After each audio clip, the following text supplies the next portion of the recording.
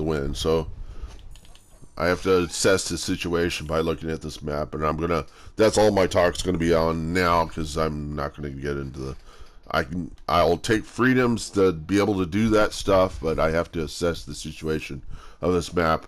I've never played chess. I never understood chess. I don't have any desire to play or understand chess, and the reason why is because it's too boring looking.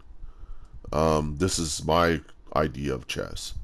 And so, and to know this map, to know there's 4 maps in PlanetSide, and to know these maps, you have to play it for 3 or 4 years.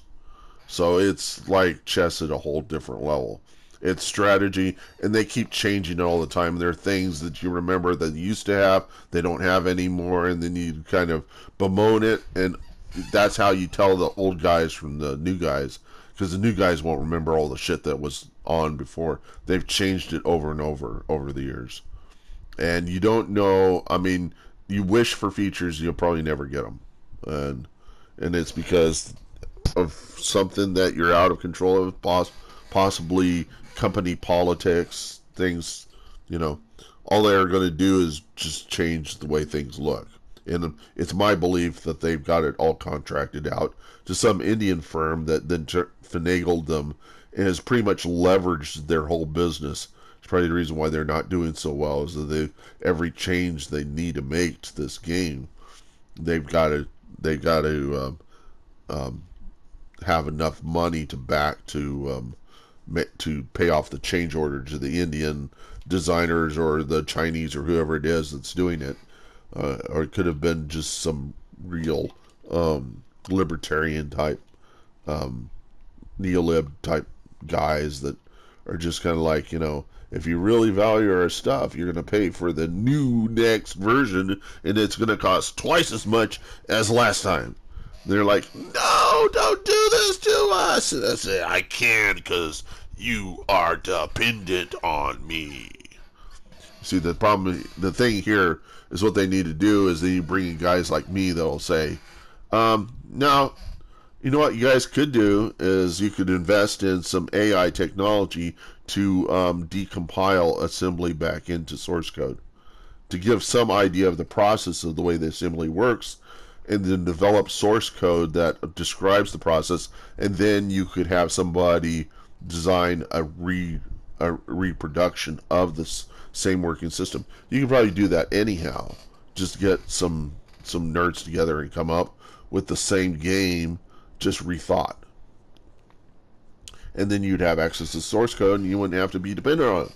But, the reason why such things happen is because you get these business types that get in the control of tech people, and then they think they got the product they need. They drop the tech people, and then they maybe get some other tech people who had nothing to do with the creation of the source, and they get those people to control the game engine or whatever, whenever you've lost all the people that were providing a political burden to you when you wanted to do stuff, and they wouldn't, and you had to let them go.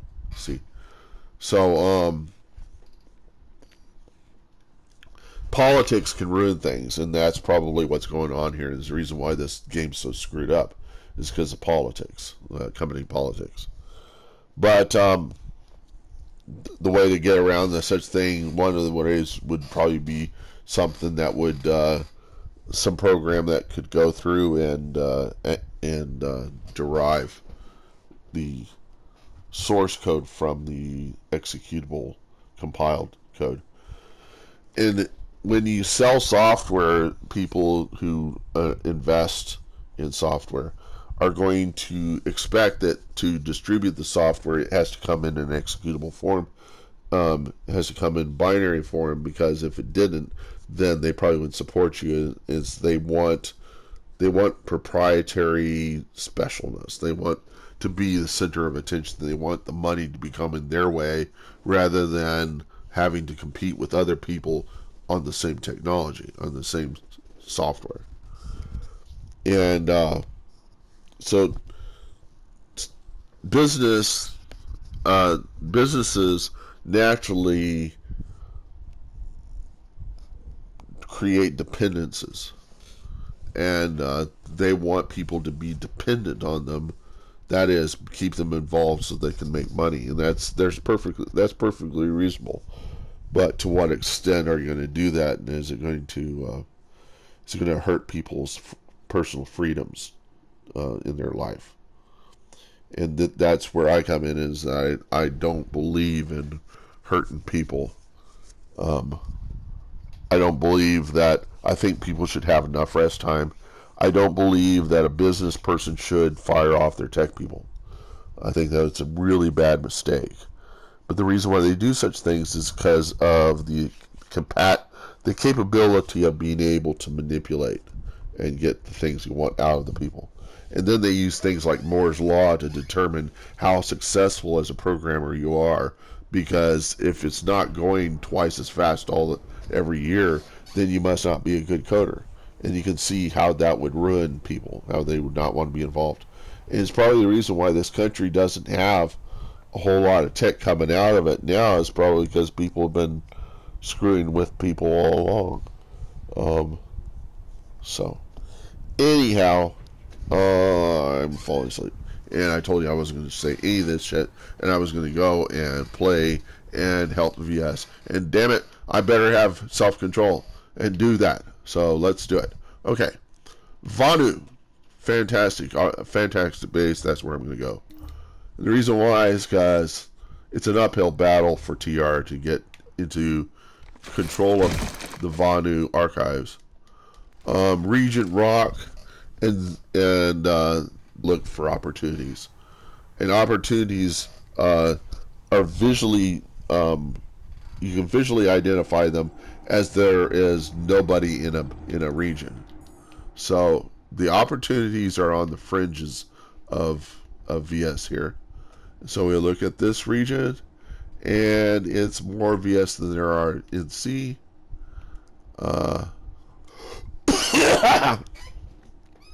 So it's more VS than NC, the purple and to blue, and white here is purple, and the blue over here is blue. So purple is VS, and I color code the map so that I can easily recognize who's on my team by making all the guys on my team white and everybody else. And that's just so I can recognize them on the map more easily. Otherwise, it's going to be the color with inside of a frame of a white icon. And so what's the difference between that and blue?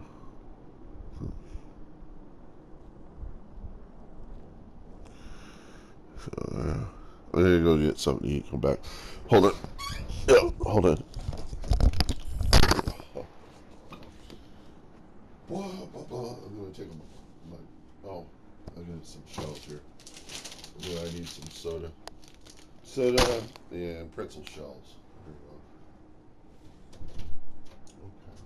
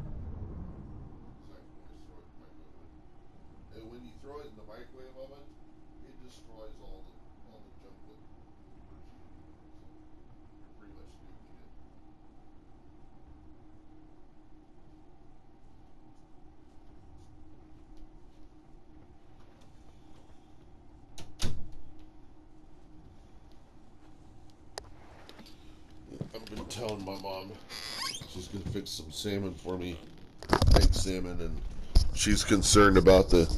She tends to be more concerned about the success of the things that are very of a very minute level, and I'm not very good at. I'm not really big on that. Things being absolutely perfect. So I'm just telling her err on the side of it not be of it being undercooked, because I can always throw it in the microwave. And she says, "Would you really want to do that?" I said, "Well, um, it's I've had fresh salmon. I mean, I've had like sashimi, and I mean, I have no problem with eating raw fish. So it's not like it's gonna really hurt me that much. I mean, there are parasites that you can get in fish that will kill you. I don't know, stomach. There are ones that in shellfish and like oysters, if you don't get them cool, if you don't not so much freeze but keep them cool, there are certain parasites that will debilitate you. They'll paralyze you and possibly kill you. And so you have to be very careful with oysters. But salmon, I don't know. I don't know. The only thing I can imagine with salmon would be that you need to have it frozen or something at some point to get rid of all the organisms that might kill you.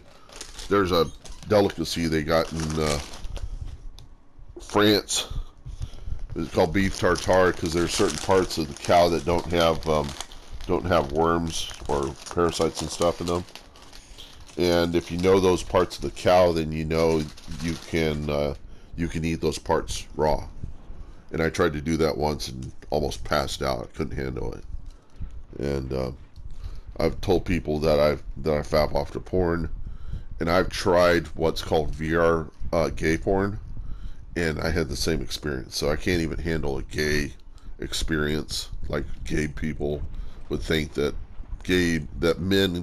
any men could handle a gay experience, and I tried it, and I couldn't handle it. I just couldn't imagine being there with gay naked men.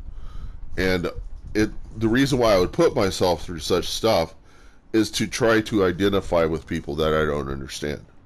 See, it's all that I'm a kind of I'm an astronaut of trying other things.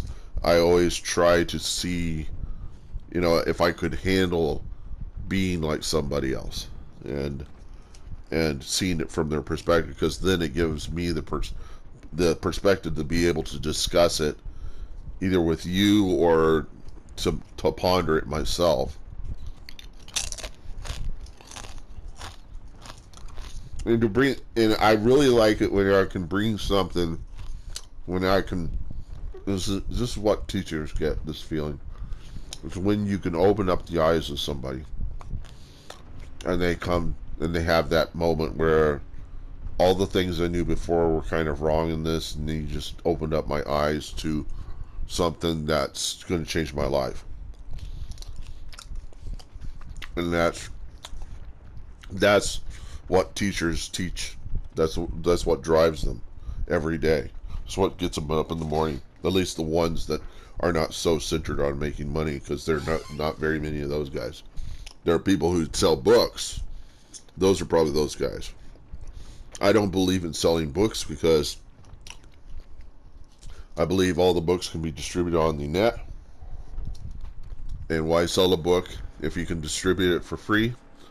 If you are so intent on sharing the truth, because you should be intent on selling the truth, giving the truth, because by giving people truth or giving people information, even if it hasn't been proven to be true, you are giving them the tools by which to do better for themselves, and it makes you feel good. If you're empathetic, it makes you feel good. Otherwise, you'd probably be psychopathic, and you would say, okay, I'm only sharing this information if I'm going to make money off of the book. And then, to some degree, the psychopath will say, I don't care if the information is true or false. If I can find people that will buy it, I will sell it to them. So I will sell I have no problem with selling stuff that's lying to people. See, I'm not that kind of person. And I've told people, if I want viewership, it's pretty easy. All I have to do is pander to an audience, pander to their worldview. And their worldview is the sum collection of truths and falsehoods that make up and constrain them, puts them in a box. And if you can put a people in a box, then we would call that a worldview. And nobody wants to be of just a worldview. They want to be able to hop around. They should be able to. But some people don't have the capacity to get outside of that. So if you want massive Christian viewership to figure out what's the secular Christian view, that's what everybody has. And you pander to it. You know, make a lot of money off of Christians, just the way that Mel Gibson made a lot of money off of Christians by making The Passion. Nothing religious in that whole freaking movie, I'm sure. I didn't see it. Because all it was the horrific torture of Jesus. And like somehow I'm supposed to get more empathy out of watching this torture occur. No. It's meaningless. There's no reason to do it. It might help you sin less. It might help you understand more of what he went through, but then again, it's all a depiction.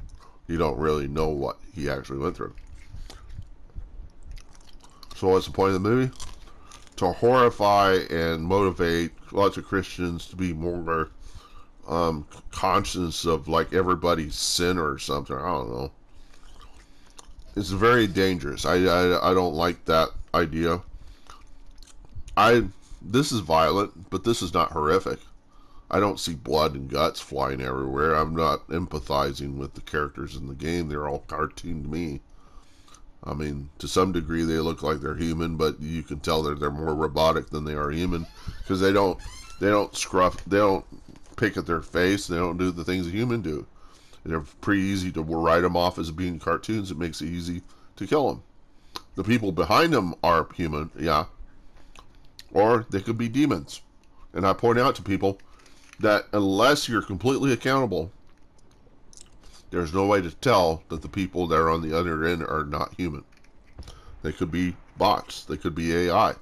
They could be a monkey that has an interface to the computer controlling, and this monkey is only pressing a few buttons that it knows to get the things that it needs, which is a banana every now and then. You do have no idea what's on the other end of that computer interface. You would assume that it's a person, but it could be the Christian perspective of the absolute evil Satan. And the thing that I would point out is all the hecklers that talk to me and that try and manipulate me, they will not give up anything about their identity or about themselves. All they will ever do is shallowly rebuke you. They'll just say, "You're stupid. Oh, you're a complete dweeb." Blah, blah, blah, blah. What they're doing is they're grasping for something about you that they can grab at and control you with. That's what we call trolls. The root word that's troll. Trolls. And trolls try to control other people. And that's what people think a troll is somebody that sits under a bridge and comes out and just annoys people in that area. But I believe a troll is a person who has the desire to control others and will do that through the manipulation of social exchange. And I'm the counter troll. So I counter troll the trolls. I opened up their, and that what they're really trying to do is they're trying to make me control them, or they're trying to make me to control others. So you have to resist it, because that's how, I guess, Satan controls people in general, is by controlling people who control people who control people who control, So And they like it better whenever it's manageable, and if you're not manageable, then you don't want to have anything to do with you. So, and it's good to be out of the system of employment, so I can talk about this stuff, because in the environment of employment, you're subject to the business and the kind of politics they run, and they dictate to you how you're supposed to use your face. If you're going to be smiling all the time, what you can and cannot say to customers. It's all governed by money and politics. I can't stand it. That's the reason why. And I think God's proven to me is that you don't want to be a part of this. You don't want to have anything to do with it. It's fine. It's fine where you are, what you're doing. Being employed is for other people. You don't need to be employed, because you're already above the game. You can see what's going on. It's going to be very hard for you to do the kinds of things that people are needing to do with their family lives and stuff. If you had children, you would have their concerns, and you couldn't be the person that I want you to be now, and that is somebody who thinks about everything. And I think that's what God's saying to me. So I'm never going to be able to have a family, and a stipulation of the current trust that I have, that I'm living on, is I can't have a family. I can't be married, which is perfectly fine for me, because it gives me the freedom to be the person I am, which is somebody who lives by himself, has some relationships with some people, and I've said it many times again, I fap, I look at porn, and that's the self-deprecating part of mine. That's the part that a lot of Christians would point at me and say, you're going to hell. And I say, if you're going to say that, then come to realization that you're probably going to hell for saying I'm going to hell, because you're judging. That's what it means by judging. When you say, this guy's going to hell, that's judging, okay? So if you say, if you don't vote for Donald Trump, which this is what Pat Roberts said on 700 Club, if you don't vote for Donald Trump, you're going to hell. That encompasses what Jesus was talking about with the Pharisees. People who put great burdens on other people, and inside they're full of filth, okay? So everybody has some filth in them, but then to take a burden and hypocritically throw it on somebody else and say, you're going to hell because you're doing this. Well, we're all going to hell for doing something, but we're hoping that we're not going to go to hell, okay? So saying that being a part of a political system as a Christian is not good. So the thing is stay out of politics. Because with being a Christian and being in politics, you risk losing your friends. You risk losing children. See, when Jesus is talking about children, and you to not let only one of these children stumble, otherwise he'd be thrown in the sea with the millstone coming right in your neck. Anytime you say somebody's going to hell, you're losing children. And he says, he who does not gather with me scatters. So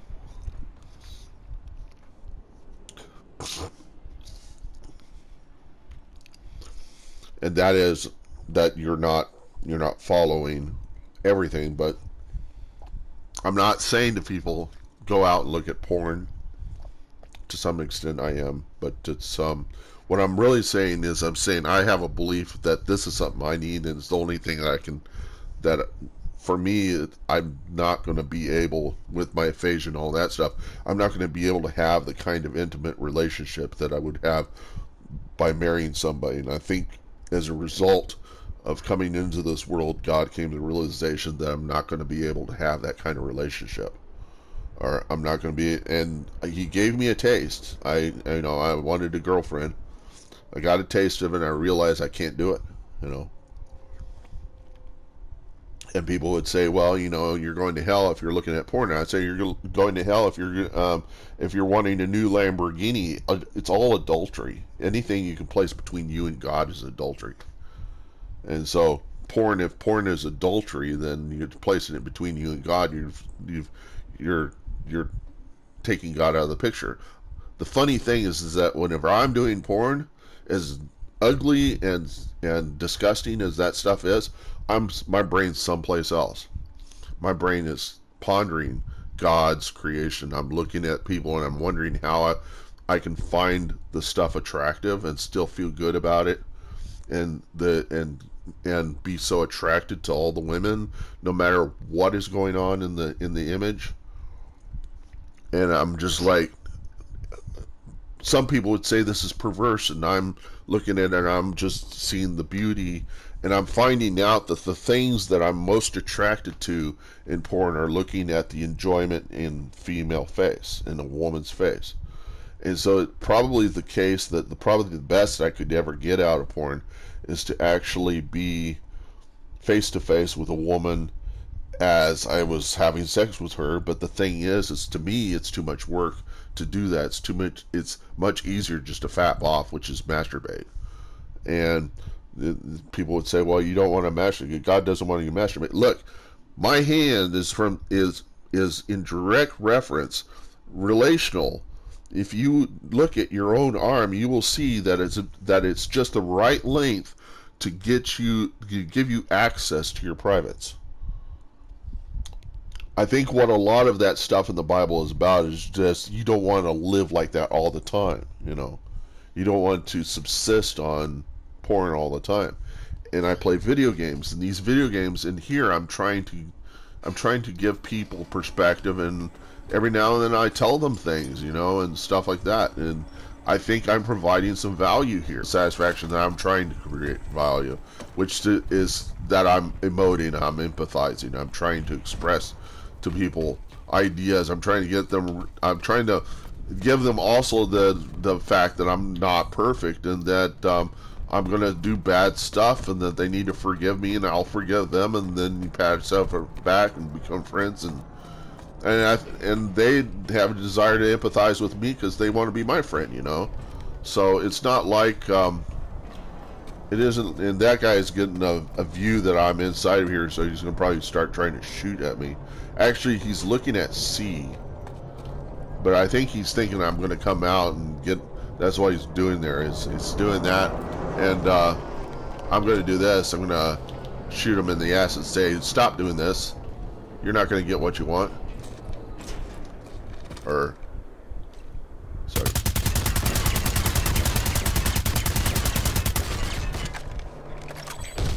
There you go.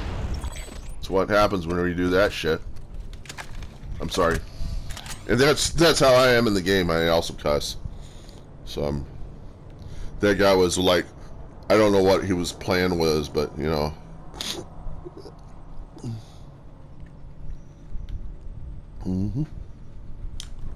Okay.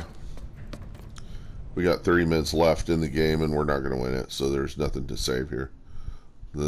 So when that happens, the whole thing is now is where's the fight? So it's at Crosswords Watchtower at Xeno Labs. I think he was wondering, is there any enemies by, because I want to fix my Mozzie, and he was doing that, and I just ruined it for him. So I'm sorry to that guy, but you know. But look, the Snake Ravine. One of the things I like to do at Vanu Archives is I will take on a light assault.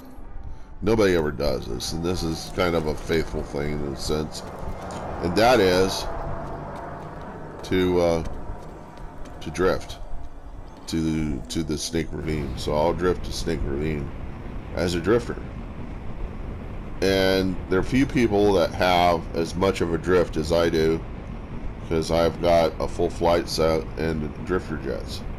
So I can practically drift all the way to Snake Ravine. I didn't really start out right, but I'll be able to drift down. Eventually, I'll be able to land at Snake Ravine. So what I do is I drop. I did this wrong. I should have started at the edge of the base. But see, now I'm at Snake Ravine, and then I can come in here. And there is a guy sitting right there looking out at me. I don't know if you can see me, but the thing to do is use this gun. And so I go right there. And he's gone. So that was that. Headshot. Too easy with this gun. This is my favorite gun. This is the only one I do really well with. And I only do well whenever the guy's standing still, which is, I know, it's kind of, these guys in this game would say, that's gay. And I'd say, yeah, I know, it's gay. I know it's weak, but it's the only way I can work. And so I'll give him the benefit of letting him kill me, because he can have that benefit in this game. And he got killed by another guy. And so, you know, that's fun. Sometimes I'll just let guys kill me because they need that satisfaction, you know, that they got the evildoer, you know. But the problem is that in war, in real war, they call anybody that's on the other side the evildoer, you know. And the thing is we're all doing evil. That we're even involved in a war is proof that we are evil. Okay. Because Jesus said he lives by the sword, dies by the sword. If you're not trying to negotiate peace, if your solution to the problem is to war with each other, you're not going to see the results of that war. The outcome of the war might be that it never resolved anything, and in all of it, the value of what you had was lost to that violence, to that war. And so, I mean, what value did it create in the world? It didn't create any value. It just was, it killed off a lot of people. Maybe the value is that there's more food to go around now. I don't know.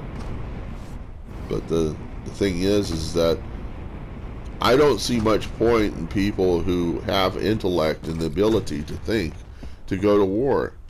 And they always get soldiers young. They don't get them whenever they reach about 20 or 30. And the reason why is because once you hit 30, and nations don't want that kind of crap. So they always try to get them young. They try to get them at the age of 18 whenever they think that life is going to be the downhill spiral from then on out.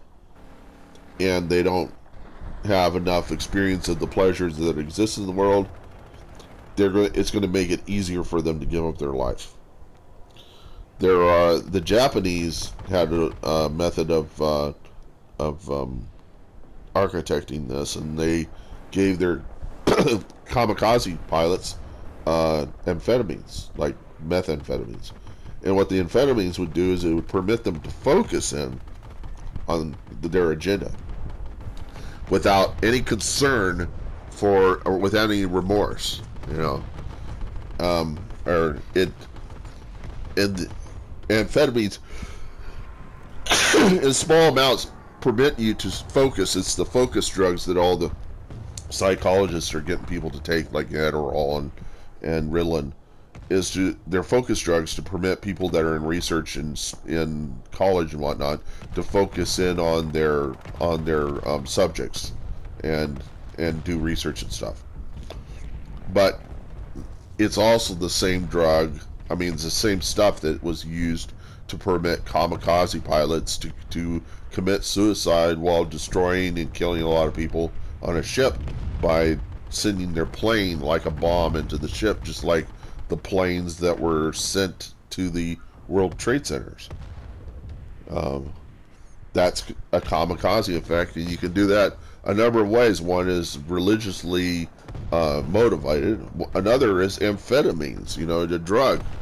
You give them a drug, and then they become kind of outside of themselves, and they are able to do something that's very calculated without feeling any remorse, because the minute you've done the act, you have no self to remorse to. So to feel remorse too.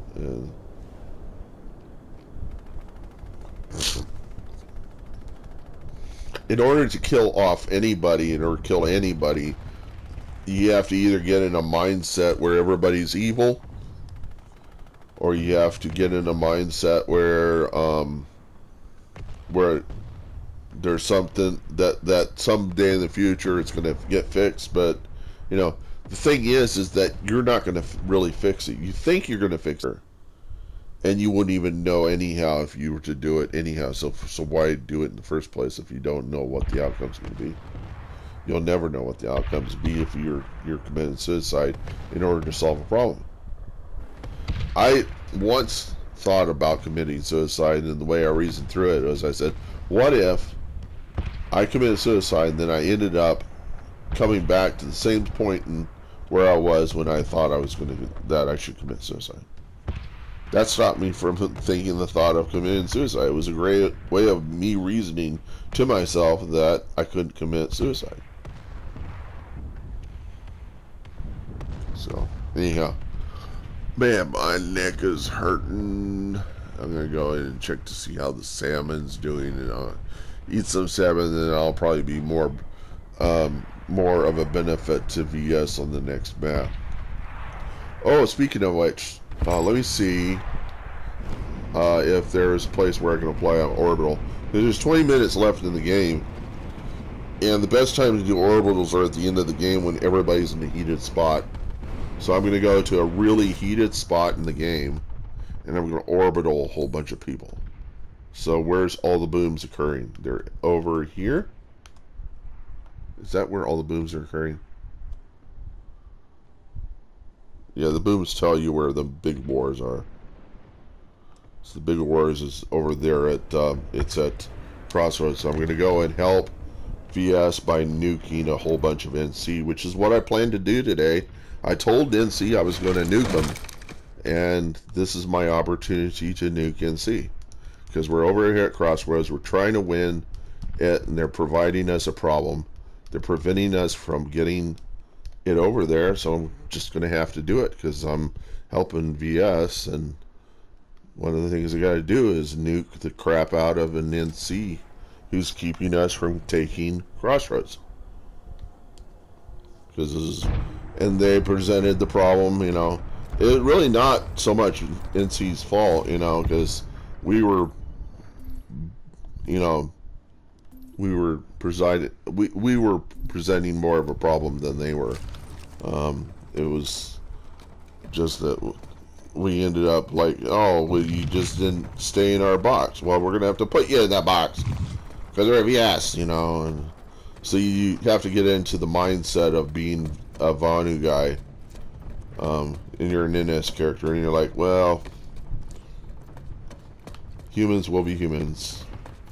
Thank God I'm an AI, perfect AI being, and I don't have to really have the empathy. I can deal with pure logic here. I'm gonna take my jab, see where all of that junk's happening. What I'm gonna do is, since I'm a so I'm going to go out here, and I'm going to throw up a thing called a motion beacon somewhere in the center of the Crossroads. So these guys are going to be shooting around. So I drop this thing off and put down the motion beacon and have a look at it. The output. And see where the majority of them are. They're right, yeah, they're in the center. I'm really not going to get much out of this. I'm probably going to, there isn't a whole lot of people here. I'll wait until later in the game. In this game, I probably won't do it because, yeah. So, I would rather wait and use the orbital some other time because there really isn't a whole lot of people here anyhow. You want to use it where it's going to maximize its benefit. So I'm going to go ahead and I'm going to go